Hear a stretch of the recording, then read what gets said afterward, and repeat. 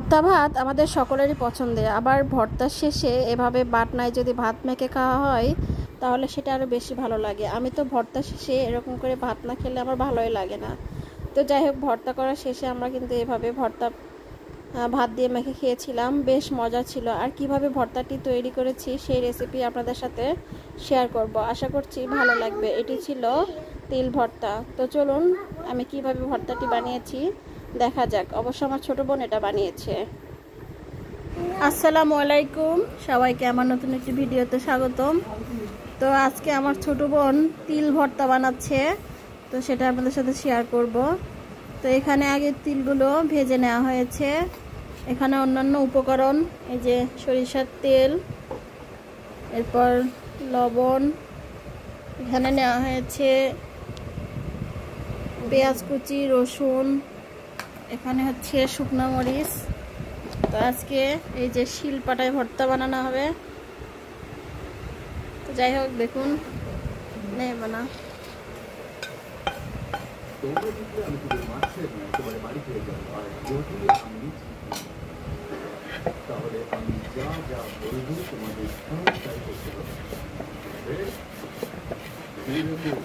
এগুলো আগে ছেনে নেওয়া হবে।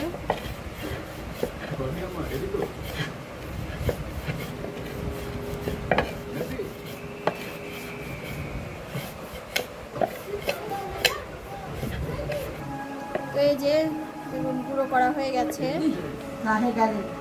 এবার মরিচ দেওয়া লাগবে।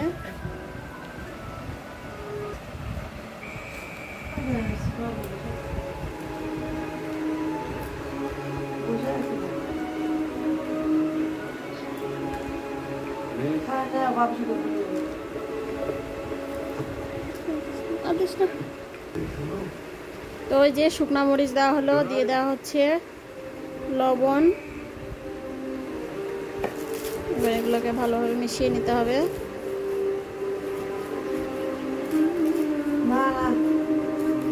তিল ভর্তা কিন্তু খেতে ভীষণ ভালো লাগে,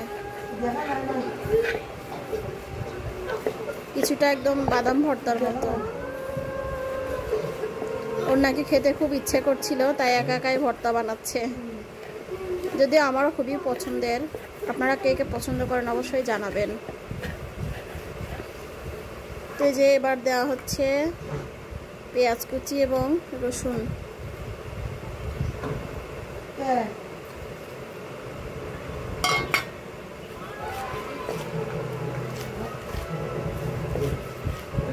এবার সেগুলো ভালোভাবে বেটে নেওয়া হচ্ছে একটু হালকা করে। এবার শিলটা তুলে রাখা হলো। এবার হাতের কাজ,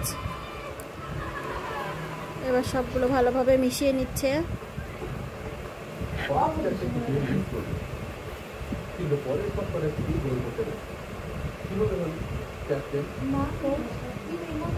আর একটু লবণ দেওয়া লাগবে না?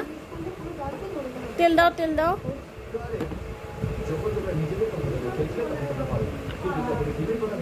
এই ভর্তাগুলো আমার মা বানিয়ে থাকে সব সময়।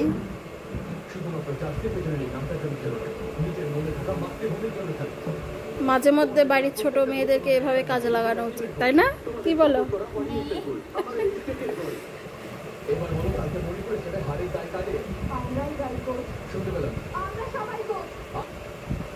তো এই যে আবার একটু পরিমাণ মতো লবণ দেওয়া হলো। এটা আপনারা অবশ্যই আপনাদের টেস্ট অনুযায়ী দেবেন। ভর্তার কিন্তু ঘ্রাণ অনেক সুন্দর বের হয়েছে, আর গরম গরম ভাতের সাথে ভর্তা খেতে কি মজা।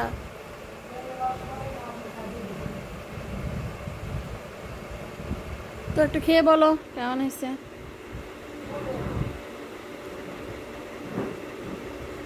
অনেক সুন্দর হয়েছে। আচ্ছা, বলে দিয়েছে অনেক সুন্দর হয়েছে। এবার আমি একটু খেয়ে দেখি ছোট বোনের হাতের ভর্তা।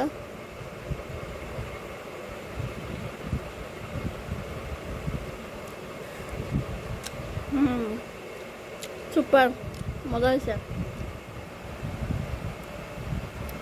তো যাই হোক,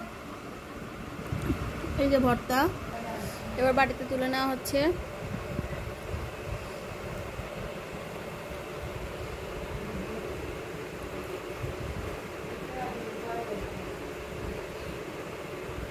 একটু বাটনা একটু ভাত নেব।